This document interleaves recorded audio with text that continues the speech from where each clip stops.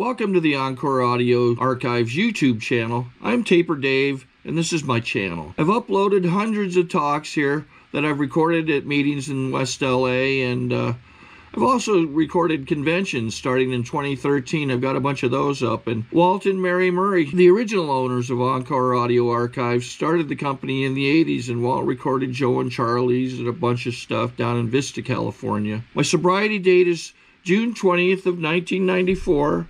I hope you find something you like, so please like and subscribe to my channel and comment down below. If you want to hear something that I don't have or that you don't see, I'll see that I get it. Anyways, take care and have a great day if you want to.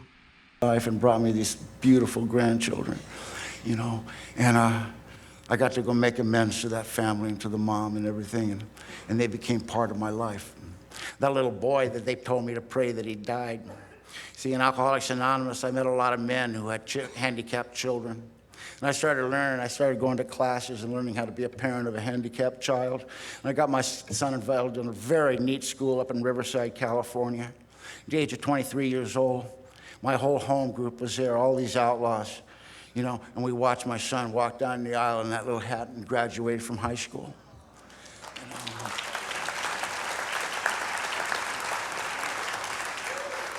That little girl that I drug all over the country. Man came to me and said one day, he said, "Sir, my name is Sean." And I said, "I've heard of you." He says, "Yeah." I said, "I want to marry your daughter." And my daughter said, "Your daughter said I have to have your permission." I traded that right for a bottle of wine. You know, the day she was born, I planned her wedding.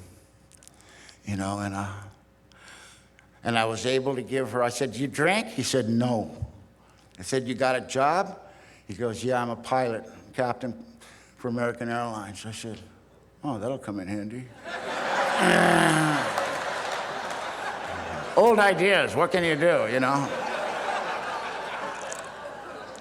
He said, "You can marry my daughter under one condition." He goes, "What's that?" I said, "If you ever raise a hand at anger in my daughter, don't you ever sleep in the same place twice.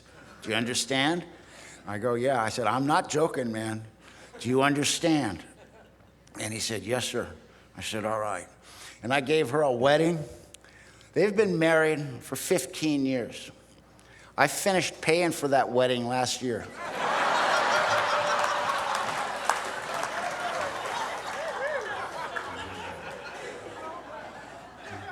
10 years sober, I had it all, man. And I went to Australia. I spoke in Sydney. And I spent about a month over there, and I came back, and I opened up the newspaper, and on the front story, there's a story about a man who broke into this woman's house and raped her in front of her children all night. And when he was done with her, he took a knife and he cut her to pieces. And it was my daughter. When you come in here, we ask you if you're willing to go to any lengths. When you're new, you haven't got a clue what that means. I'm perfectly capable of first-degree murder, especially if you touch anything of mine. My daughter didn't die, but she lost her face, she lost her breast, and she lost her right arm. And I went to that hospital, and she didn't even look human. And my heart, I don't know anything about anger. I hear these guys say I'm pissed. I drive right past that, you know. I get ice cold inside. I start making plans for your future. And I don't talk to nobody about it because I don't like co-defendants, you know. He's in jail. I got a good brother of mine that's in the same jail. This is going to be taken care of. He owes me a big one too, you know. And I'm struggling. I ain't talking about nothing to nobody, man. I'm just kind of just shut down. And I'm getting sicker and I'm getting sicker. And I'm reading that big book. I'm looking for a loophole. And someone here got a resentment they're having trouble getting with. I'm going to tell you, man, I read it page to page. All it says, if there is a resentment I can't get rid of, I got to get it on my knees and pray for that human being to have everything in life that I want. And I got to do that for 20 days. The hardest thing I've ever done in my life was to get on my knees and pray for that animal and not pass his name on a piece of paper.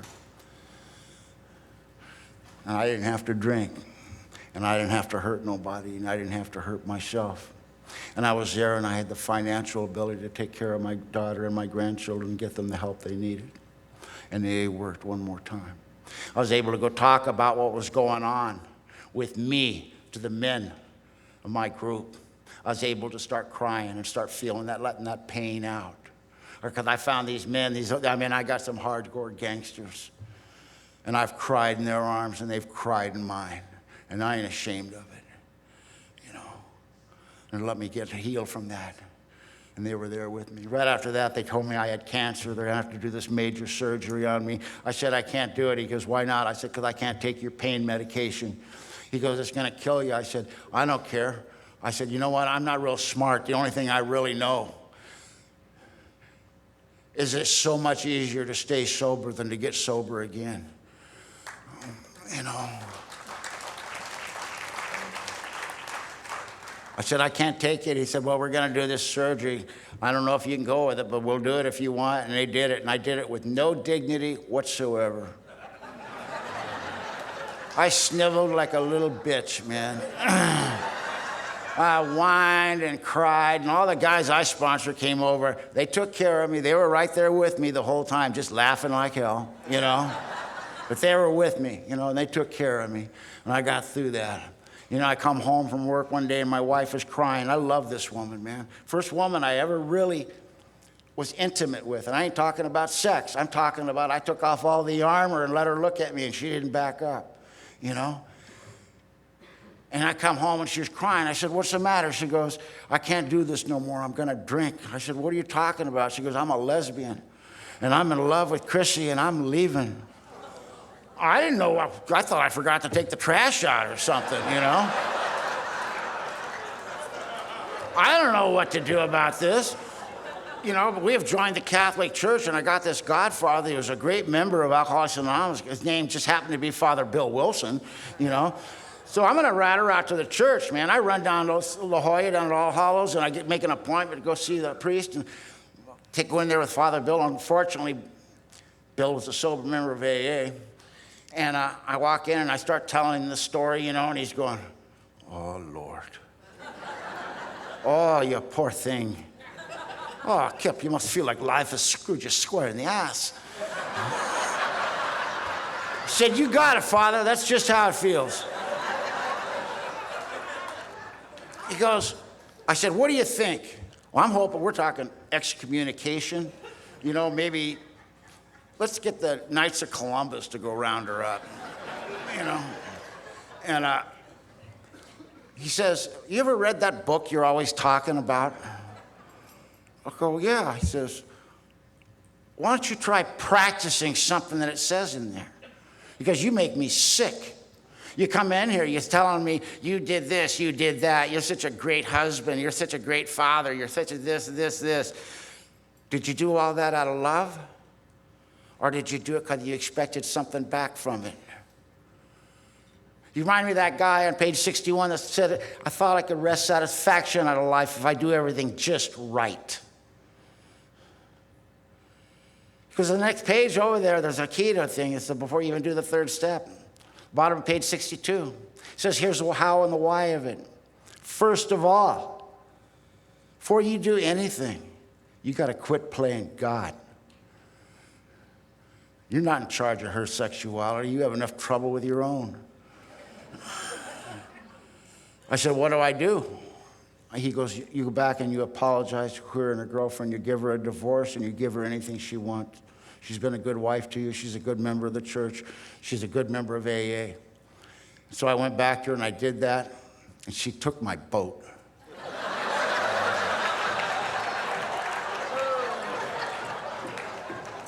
That ain't right.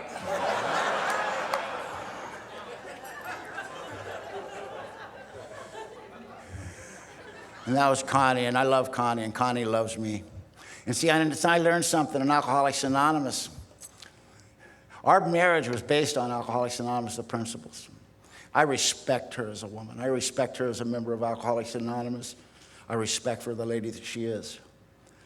And it was time for the relationship to change, that's all. She tells everyone that I'm her sister, or brother, you know? And she is. She's my sis, you know? And I love her, and we stay in contact. And we got sober on the same day, and we still give tokens to each other every once in a while, you know? And she babysits my kids sometimes, you know? You know, and I got through that, and I didn't have to hurt nobody.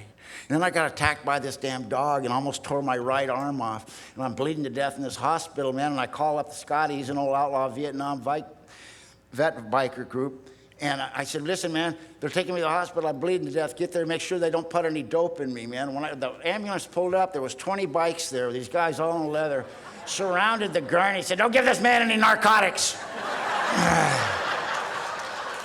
With authority. And those guys stuck with me, man. They stuck with me. They said that hospital, they inspected everything that went in my body. You know, you don't give anything to this guy that affects him from the neck up. You know, but the second day I'm going, hey, man, give it a break. Come on. But, you know, those guys took care of me, and that's the way it's been for me. That's been since I got here. I've never had to go through anything alone. You know, the last time I went to jail, I stood at that phone in the town that I was born and raised in. And I got that one phone call, and there wasn't one human being on the face of the earth that would accept a collect telephone call from me. I don't ever want to forget that, you know. You know, everything was going to, last thing that happened, it was just me and my son. You know, I couldn't work no more. I lost my business. I lost my home. I lost everything, the clothes on my back, an old pickup, my dog, and my son. And my son got sick. We had to go in for another surgery, and he got sicker, and I sat in that hospital with him for the next 3 months. On October 4th, 1993, I came in early that morning, and he said, he was really excited. He spoke sign language. He said, Daddy, he says, you don't have to worry about me no more. I said, what do you mean? He says, God came and talked to me this morning. He said, he's going to take care of me from now on, and you're free. You don't have to worry about me no more. I didn't know what he was talking about, but I spent the whole day with him, you know, and that night I kissed him, and I said, I'll see you tomorrow. And I went home, and I no sooner got home, the phone rang, and they told me my son had got into a coma, and there was absolutely no brain activity whatsoever. He'd had a seizure. And I got back to that hospital, and I had to make the decision to pull the plug. And I pulled the plug, and I held on to his body as he went through those last gasping convulsions, his body trying to breathe. And I hurt more than any human being. I didn't know it possible to hurt that much. I didn't know you could hurt that much. But I'm going to tell you something. In the middle of that, that's when I discovered one of the main promises. I found out what serenity is. See, I know what serenity means. Serenity was watching the love of my life die and leave me. And hurting more than I knew it was human possibly to hurt. But at exactly the same time and an equal balance, knowing without a shadow of a doubt that this is God's business and God don't make mistakes. And I got down on my knees and I thank the God of my understanding for all of you men who taught me how to be the father I dreamed about being the day he was born. Because you guys did that. You taught me how to be the kind of father I dreamed about being. You know, I thank the members of Alcoholics Anonymous that helped me through all these things. I gave my son, I washed him down and I shaved him for the last time and I gave him back to God. And I went back home, and you know, all the guys I sponsored, there was about 50 bikes out in front of my house, and all these guys were sitting in there waiting for me. You know, and I walk in, and I've been up all night, and I'm just devastated. And Scotty, old outlaw, he's sitting there. He says, hey, man, that new guy Herman you've been working with, he's been calling all morning. And I said, man, I'm done. I can't talk to nobody. And the phone rang right then, and it was Herman. Scotty goes, what do you want to do? I said, give the phone. I pick up the phone. I said, Herman, listen, man, my son just died in my arms about 45 minutes ago. Man, I am empty. I got nothing to offer you. He goes, hey, that's too bad. But this is really important.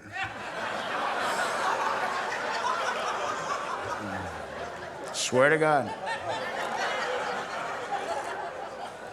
Nothing self-centered about him.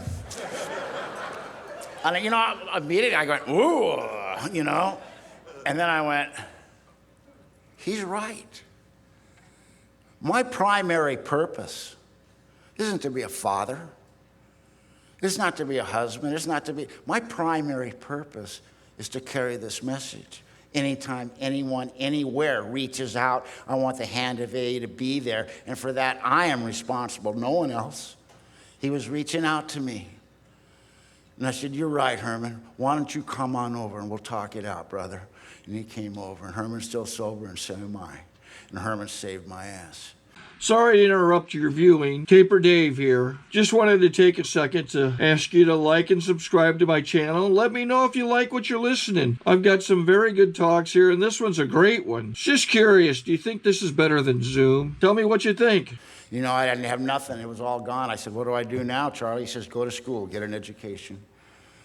I followed directions as given to my sponsor. I said, I don't know how to go to school. He goes, it's just like AA. I said, what do you mean? He said, the teacher's your sponsor. The answers are in the book. Show up on time, suit up, and show up and follow all directions given. He's right. School's just like AA, you know? I graduated. I got a degree. Big deal, you know? But I got that. I went into a whole different line of work, you know, and my sponsor told me, you know, I want you to stay away from women. I told him, I said, you know, I'm really lonely. He says, you're not lonely, you're horny. I said, no, you don't understand. I'm the kind of guy I need to have a relationship. And he said, hold it. Let me explain something to you, son. It's absolutely impossible for an alcoholic to have a relationship if he needs to be in one. That is not a relationship. He says, you stay away from women, you'll hurt somebody and you'll poke your eye out, you know? I said, well, can I date? He said, keep it real light. And I did. You know, I'm going to school. I'm taking 24 units. There ain't much time for anything else. But this one woman took advantage of me. You guys know. You got to watch them. They'll do it. Caught me in a moment of weakness.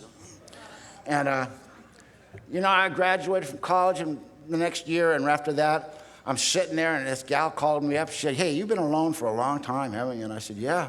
She said, I was just thinking about that. Why don't you come on over and I'll make you dinner and maybe we can mess around. I went, wow. I said, you know, sounds good, but I got a pot of beans on the stove and a sheet of cornbread. Me and my dog are watching this game. Maybe I could take a rain check. And she hung up on me. I went, oh, that's cool. And I went, all of a sudden, you know, I said, and we suddenly realized, you know, I went, whoa. I would have jumped on that so fast she wouldn't have got the phone hung up before I got over there, you know? But my sponsor told me I couldn't have a woman until I didn't need a woman to validate me as a man. I had to like me. I had to like my company. I like to like who I am before I had anything to offer to anybody else. And I went, you know what? I like me. I like my company. I think you women are the greatest thing to come around since liquor, you know?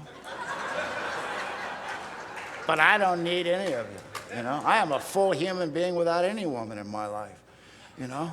And I went, thank you, Father, but I'd love to experience true life, true love one more time if it be your will. And I let it go. You know, 2 weeks later, I get a phone call, and it was a girl's mother. She goes, oh, she got in a car wreck last night, got massive brain damage. She's never getting out of the hospital. I said, oh, I'm so sorry. Is there anything I can do? She goes, you can come and pick up your daughter. I said, my daughter? What are you talking about? She goes, you have a 3-month-old daughter. I'm raising no more kids. What do you want to do with it? And I drove up there in Burbank, and she opened the door. She said, you KIP? I said, yeah. She handed me a bassinet, diaper bag, and a sheet of paper. She said, good luck, sailor, you know? And I looked at her. She got my nose, my eyes, and she smiled at me, and my heart exploded in my chest. God gave me exactly what I asked for, true love. Ain't none of you women truly ever loved me. It's always been contingent upon my actions, you know. And I came back down, you know, and everyone, the guy saying, you got to get a blood test, make sure that's your baby. I said, no. God gave me this baby. I ain't giving her back. I never have got a blood test. I don't care. But all these outlaws, they threw me a baby shower. It's the funniest thing you ever seen in your life, man. You ever seen so many motorcycles, leather and ink, show up at a baby shower in your life, man? And all these guys showed up, and we did it just like the women did. You know, we played all these games, silly. It was bullshit. We cracked up. It was fun, you know? And it was just me and my daughter, you know, and everything's going great. One time, you know, I met this woman that I've known her for years. We've been on many committees together, and she asked to hold my daughter. And I said, yeah, you can hold her. And I let her hold her. I was looking at the way she was looking at her, man, and I don't know, man. I went up after the meeting, and I said, so how's your husband? She goes, we got a divorce last year. I said, you did? How come? And she goes, well, I wanted to have children. He didn't. I went, oh, I'm so sorry.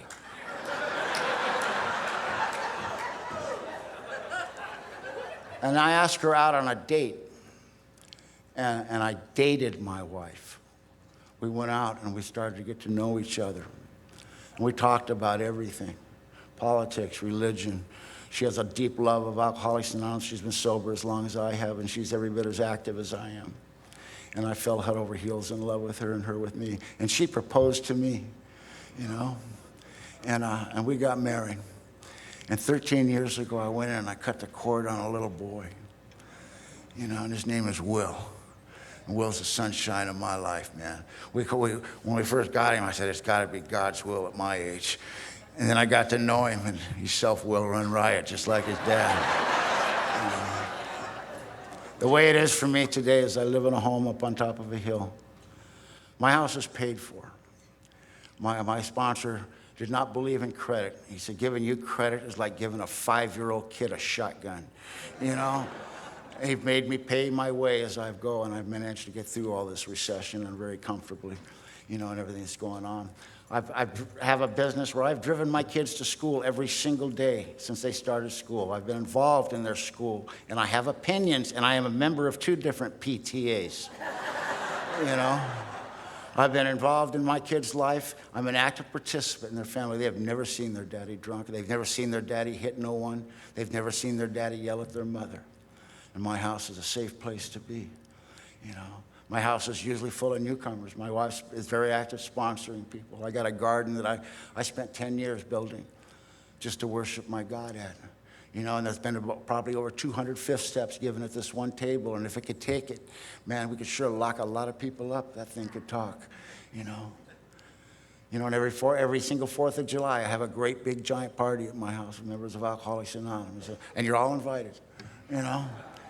Let me call my wife first, though. So. I'm telling you straight up, here's the deal.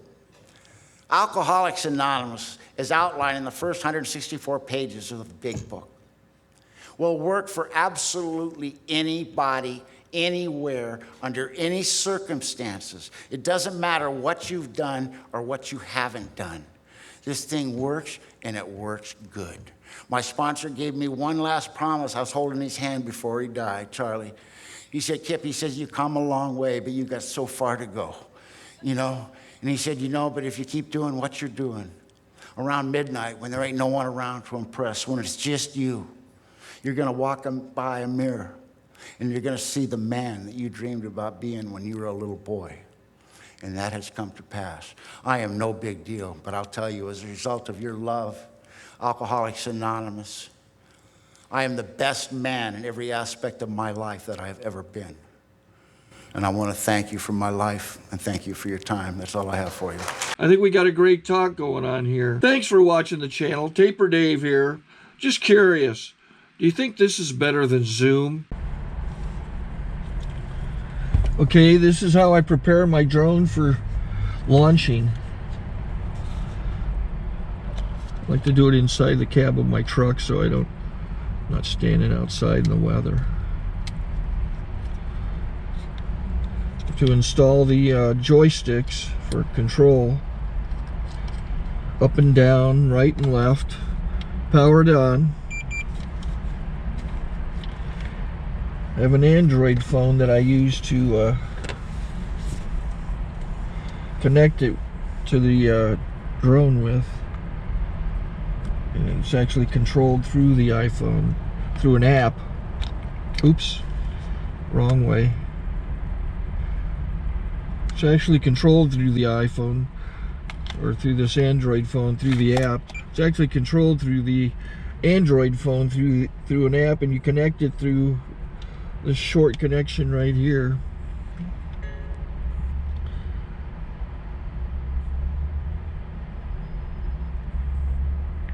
Remote control connected. Remote control's connected. So pull out the drone. I have to extend the legs. Long legs extended first, then the short legs.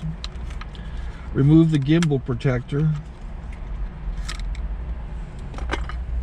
Set that aside, then power it on one short burst and one long burst. I lay it down. So I have to go to calibrate. So the drone's not connected yet. It shows you here as this drone gets disconnected, even though the remote's powered on. So the drone has to establish it's connected. So I go into the app to calibration mode. First I'll calibrate the remote controller. Start calibration.